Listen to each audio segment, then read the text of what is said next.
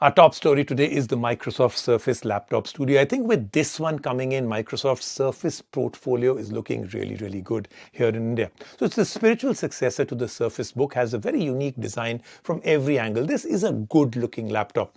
It consists of a base which has vents for the fan with the keyboard base stacked above it. The lid consists of two parts, the lower lid which is attached to the hinge at one end and connected to the display at the other. But it's the hinge itself that is very interesting, dynamic woven hinge. The display can be used like a normal laptop or swiveled into two different positions, and the design, even though it's very unique, makes the laptop slightly thick, I think. Let's take a look at our review. The Surface Book surely was a very different laptop. In terms of design, utility, and the entire idea of it was unique. And now, Microsoft is launching the Surface Laptop Studio. A laptop that is a successor to the Surface Book in spirit, which aims to fix the prevalent flaws while also keeping the idea of uniqueness intact. Let us tell you how it does that and exactly who is the Microsoft Surface Laptop Studio meant for. So, the most peculiar thing about the Laptop Studio is the design. While it may not be as wild as the Surface Book, it is still quite unique. The laptop sits on a base with vents on the front and the sides. Stacked right above it is the keyboard. The lid also looks like two pieces stacked one over the other. Once it's opened, you can understand why it's like that. The display is magnetically attached to the lid by default to work as a standard laptop.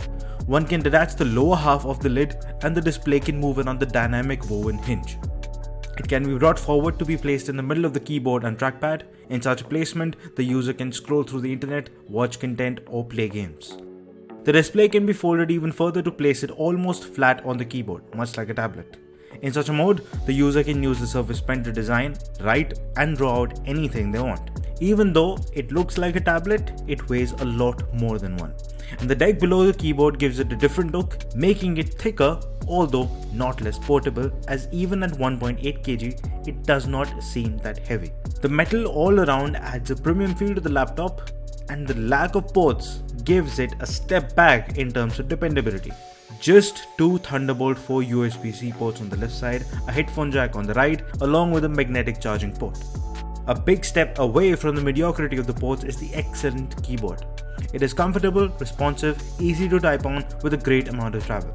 The trackpad underneath it is also great. It is made of glass with a smooth upper layer and it depends on haptic feedback for clicks rather than actual clicks, which makes using it faster and easier.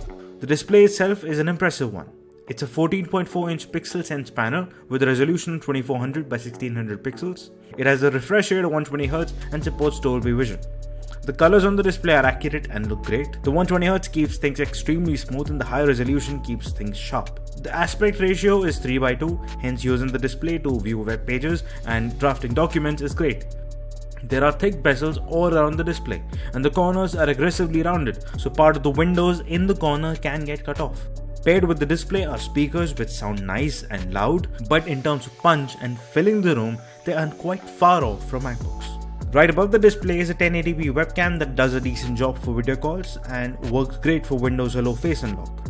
Enough about entertainment, let's talk performance. The variant we had came with 16GB RAM, 11th gen Intel Core i7 11370H processor, an NVIDIA GeForce RTX 3050 Ti, and 512GB of storage. The performance in terms of editing videos, photos is just fine. A user can edit a 4K video without much of a struggle.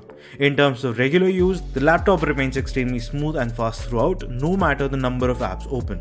As for gaming, the GPU is not the most powerful one, hence the user will just get around 40 or 50 FPS with graphics settings kept low. Where the laptop does extremely well is managing the heat, as the laptop never heats up all that much, the fans never kick in no matter what is thrown at the laptop. In terms of battery life, the laptop with average use and 60% brightness can last around 6 to 7 hours at the very most, which is not impressive.